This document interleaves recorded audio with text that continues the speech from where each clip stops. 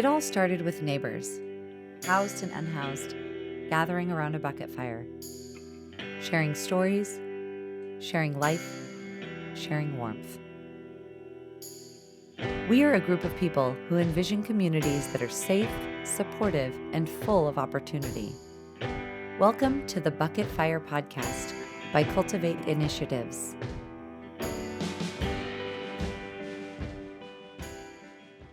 All right. Greetings, friends, neighbors. Welcome to the Bucket Fire Podcast. Today we have Sharon joining us. Welcome, Sharon. Thank you. What were you like as a kid growing up? I was a brat. I was always in trouble. I would spray the house down with a pressure washer if my dad wouldn't let me wash his vehicle. I mean, literally wash everything down. Yeah. Siblings? I have 5 sisters, 4 brothers. Where was home in those early years? Eastern Oregon. I grew up in Sumter, Whitney, Oregon, on a ranch. Yeah, Whitney. Went to school in Baker, Unity, Oregon, Baker City. Yeah, wow. So, Oregonian Yes. Through and through. Wow. How did you end up unhoused? I got divorced and came to Portland, and I basically had to learn to take care of myself. I ran with some people and got myself into trouble, and I shouldn't have. And I've been homeless. I was homeless 23 years. Wow. What was one of the toughest times, and did you feel unsafe? I didn't really feel unsafe. The toughest times is when you felt alone and didn't have anybody there to help you when you needed help or resources, and I didn't know where to reach out to.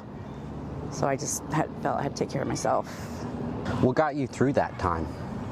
My friend Elijah, who works for Cultivate, and him and I were like good friends. We were like best friends. We are. If it wasn't for him and him coming to Cultivate and then telling me about it a few months later, I'd probably still be on the street or worse. How did you meet Elijah, and how long have you known him? I've known him about 14 years. We met on the streets. We were boosting, we were doing drugs, selling drugs, and then we lost contact for a little bit because I went my way, and then he ended up getting clean and off the streets himself and bettered his life. And then he came to me and said, "Do you want to keep swirling down the shithole you're going down, or do you want to change your life and do something better? Because right now you have this one only opportunity." And I jumped on it. And what was that opportunity? To work for Cultivate.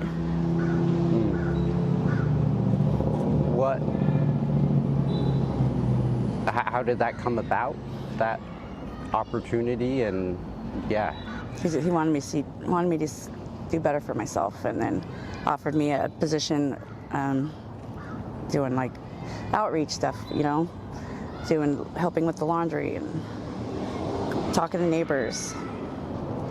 And now I'm a shelter advocate. So you're a shelter advocate. There we go. Yes. At the Menlo Park Safe Rest Village. I've been there 3 years, November 11th. 3 years working there? Yes. Or living there? What? Working. There. Wow. How long had it been since you had a job? Well, I used to drive a truck a long time ago. I came off the road in 2000. That's when I became homeless, when I got divorced. Yeah. Do you miss trucking? No, I love my job. I like to help the people and see them become better, do better. How did you get through those 23 years on the streets, being in survival? Drugs. Were you struggling with substance use and drugs before you were on the streets? Was that something? That's mostly how I become homeless, yeah. How'd you literally transform your life from that? I just quit. I quit. When I had the job opportunity, I quit. I just got tired of doing it. I've done it for 30 plus years. What was the switch? I mean, that's a big, you cold turkeyed it? I cold turkeyed it. Why? It took about 6 months to actually, before my body would start to get back to feel like normal again. A lot of doctor visits. Yeah. Because my brain was still stuck on the go mode. Yeah.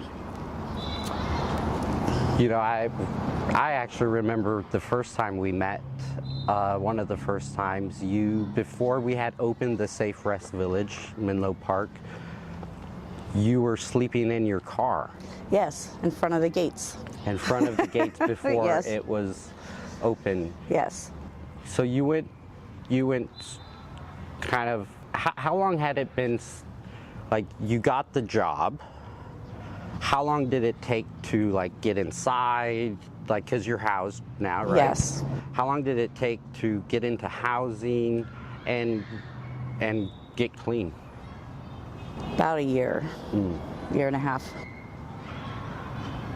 To get into housing? To get into housing. So you were sleeping in a car, working full time. Yes. It's a lot. Yes. But I did it. But you did it. And how were you able to, stay clean in that, like still being in survival? You got to put your mind to it. You have to want to do it. What made you want to do it? Because I want to better my life and be a better person and show people that I could come off the streets and be somebody too. I want to give back. What's it like giving back now? It's wonderful. I love it. I love to see people grow, and I love to have the relationship with the people that I work with at the SRV, that they can come talk to me about stuff, and you know, I can relate to what they're going through and what they've been through. I feel confident in when we're talking, you know. Are the neighbors that are staying there, are they ever shocked when they find out you were on the streets too? Very, very shocked. Do you think that's important to be able to have that lived experience, to It is. be able to relate to our neighbors? Yes. Yeah. Wow. So what gets you through the day now? Waking up every morning and being able to go and talk to the neighbors and ask them how they're doing and talking to them and watching them grow. Coming to work. I love to work. I love my job. I love the people I work with. I love the community. That's what gives me the drive to go every day.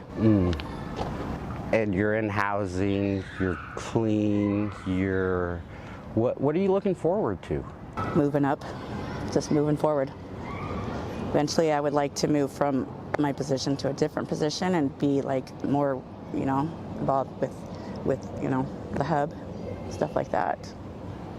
Kind of along those lines, I guess. Yeah, what are your hopes for the future? I want to be better at what I do. I mean, like, I want to know that the next step forward I can advocate better for myself and be strong, you know, with making decisions, making better decisions for myself. And quit falling. Sometimes we fall back, but we got to pick ourselves up and keep going. Yes, and you know, getting to be a part of, you know, this journey together. You're doing it. You're doing the work.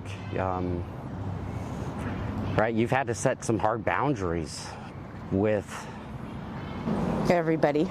Yeah, with people that, you know, you had relationships with on the streets.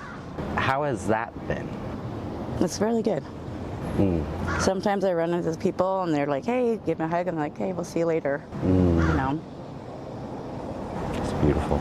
Sometimes they ask me how I can help them, and I'm like, call 211, you know, just you gotta take the next steps. Anything you would like to share with our audience, our neighbors? I just want people to know that I've had a rough life, and if I can do it, they can do it too. You have to want to help yourself. Yeah, that makes sense. Thanks. And I like to advocate for people, and I know that I can do it. They can do it. They just have to want to help themselves, and not to give up. How do we help? You can't force someone. No. How do we help shine the light, so to say? Keep talking to them. Keep giving them encouragement.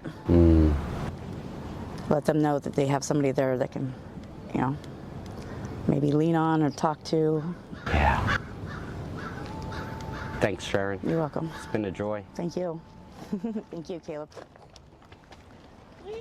Okay, sorry. I got That wasn't bad, stuck was on it? that one. No, thank you. You killed it. You killed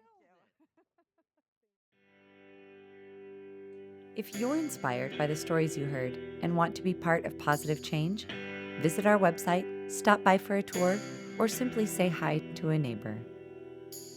There's always room for you around the fire.